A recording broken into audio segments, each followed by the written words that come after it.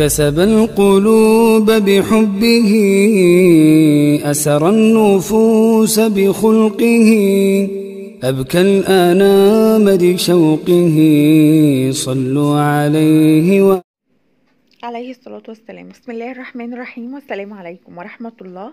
ازيكم يا حبايبي؟ يا رب تكونوا بخير. النهاردة بقى ترتيب وتنظيم. طبعا زي ما انتم شايفين كده، اللي على الرخامة دي حاجات التنظيف بتاعتي. الفوط والمنظفات اللي انا بستخدمها وكده، اغلبها طبعا قرب يخلص وعايزة اشتري غيرهم. بس المهم، انا شلتهم لان كانوا واخدين معايا رفين في المطبخ، يعتبر ضلفة.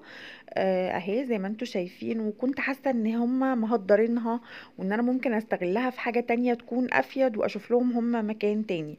وده فعلا اللي لما فكرت فيه توصلت لان انا يعني مش عارفة.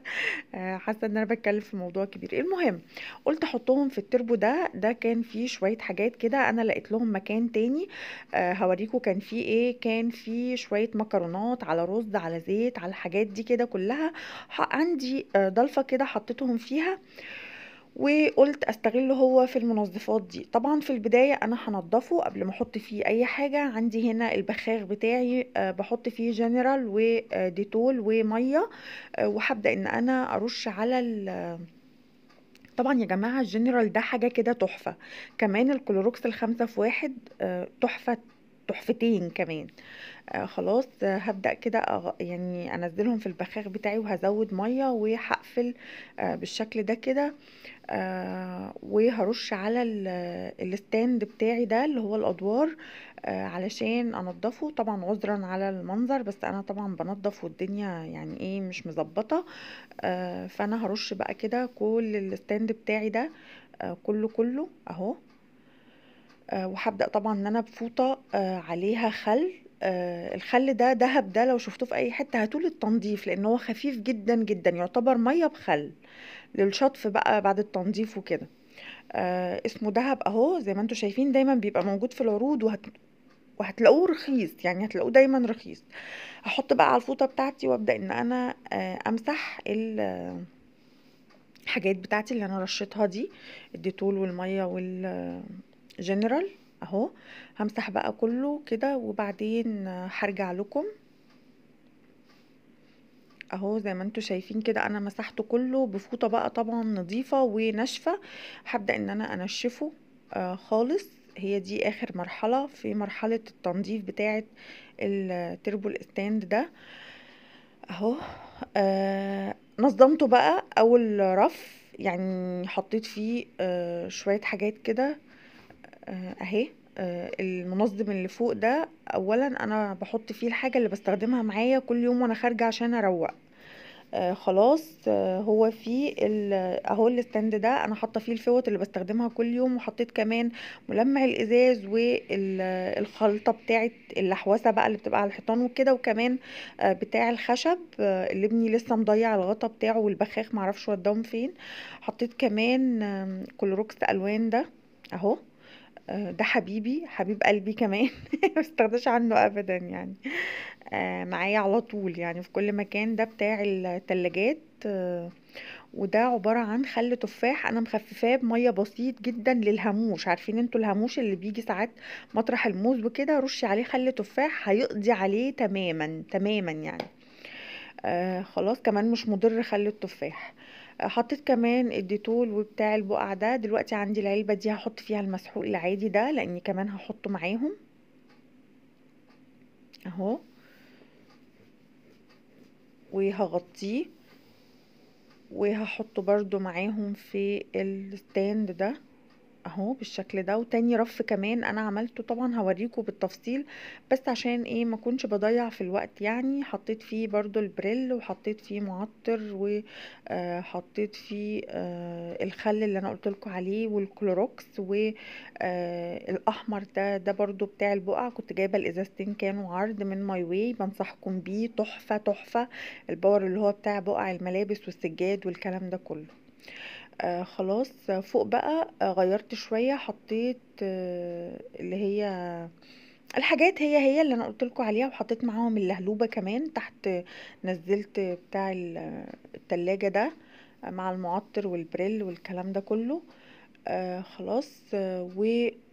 ورا ده بتاع النمل، في الصيف بقى بيقضي على ولا نملة، بيخليكليش اي نمل يعني. خلاص. وهنا حطيت المبشرة بتاعة الشيبسي، هي بعلبتها يعني مش هتكرف ولا حاجة. تحت بقى الفوط والفرش اللي انا بستخدمها في التنظيف برضو، دي، واللي تحت دي بتاعة الشبابيك، دي تحفة تحفة. اكيد في ناس كتير عارفينها، حلوة جدا جدا يعني. والريشة الفاشلة دي طبعا. خلاص. ده كده التربو بتاعنا خلصنا منه، كله تمام. نشوف بقى هنعمل ايه في الضلفة اللي هي خدنا منها المنظفات. احطه بقى في مكانه. طبعا انتوا عارفين هو ما بياخدش مكان خالص، بجد عبقري عبقري. خلاص اهو. انا بصور بالتصوير البطيء، معلش عشان ايه. كنت حاسه ان الصوره سريعه جدا جدا يعني. خلاص. هبدأ بقى الرفين دول انضفهم. طبعا جايبهم لكم على الطبيعة من غير اي تجميل. هنضفهم بنفس طريقة الستاند اللي انا نضفت بيها الستاند اهم، بقوم زي الفل. ما جبتش تفاصيل لان انتوا شفتوني بنضف الستاند، فايه هي نفس الطريقة. احط بقى فيها المفارش دي، الرفين ده واللي تحت، اهو بالمنظر ده كده. وهتشوفوا بقى انا هحط فيه ده ايه. ده طقم الحلل اللي انا كنت جايباه، عامله عنه ريفيو في القناه وكل حاجه وسعره وتفاصيله ومنين والكلام ده كله. الناس اللي ما شافتش الفيديو هتلاقيه على القناه، او انا هحطه لكم في شاشه النهايه في اخر الفيديو. خلاص. هبدأ بقى ان انا كمان عايزة الكرتونة دي بصراحة هستغلها، عندي شوية حاجات في البلكونة هحطها فيها. وهبدأ دلوقتي ان انا اطلعه من العلب بتاعته، لان كل علبة في حلة، كل حلة في علبة، سوري. بالشكل ده كده. هما الاربع حلل دول، المقاسات وكل حاجة عنهم هتلاقوها في الفيديو اللي قلتلكوا عليه، هسيبه لكم في شاشة النهاية بتاعة الفيديو. خلاص. تحت حطيت الصواني دي، بس ده طبعا مش الترتيب الاخير، هوريكم دلوقتي انا عملت ايه بالظبط. اهي دي الحلل اللي حطيت جنبها المقلايات بقى. انا حطيت كده الغطيان ما بينهم، هما بعاد عن بعض، مش خابطين في بعض خالص الحلل. والغطا اللي جوه ده بتاع الحلة الكبيرة، وغالبا انا مش هستخدمها كتير يعني. خلاص. بصوا هما مش خابطين في بعض خالص، في مسافة ما بينهم. حطيت كمان الطاسات دي جنبهم، في اتنين انا لسه ما فتحتهمش. خلاص. الاتنين اللي في النص دول ما اتفتحوش. الكبيرة دي انا حاطه فيها ورقة منديل كده عشان التانية ما تخبطش فيها تبوظها. انصحكم تعملوا كده يعني. وهجيب بقى ان شاء الله المنظم بتاع الطاسات ده، شفته عند انوش، ان شاء الله لو لقيته هجيبه علشان ما يفضلوش يقعوا يبهدلوا كده، شكلهم يبقى مش لطيف. خلاص اهو. طبعا هم عايزين المنظم بتاع الطاسات ده كده. شكل الرف في الاخر اهو. بتمنى طبعا يكون ايه الترتيب عاجبكم. لو حد عنده يعني ترتيب غير ده يقولي، يعني لو الحلل بتتحط بطريقة مختلفة. وادي تحت حطيت حلة الرز لانها كانت واخدة مني مكان على الرخامة. انتوا اكيد شفتوها وهي على الرخامة لما كنت بنظم وارتب الرخامة. اللي ما شافش برضو الفيديو هسيبهوله في شاشة النهاية. دي كده 3 صواني داخل بعض، انا حطاهم هستخدمهم كتير يعني. حطاهم فوقيها كده، حلة الرز قليل لما بستخدمها. كمان حطيت على الشمال كده دول قالبين مستطيلين، اللي ورا خالص دول كبار. قليل لما بستخدمهم بصراحة. وصواني البيتزا على طول على طول بستخدمهم في حاجات كتير جدا. بالشكل ده كده. طبعا استغليت احسن كتير من المنظفات اللي كانت مهدرة. هنا كنت حاطة الفوط فقط لا غير بتاعة التنظيف مع الفرش والريش والكلام ده، وفوق كانت المنظفات، فطبعا كده افضل كتير يعني. خلاص. هحط كمان معاهم المبشرتين دول لان ما بستخدمهمش تقريبا غير قليل خالص يعني. وده كده شكل الضلفة.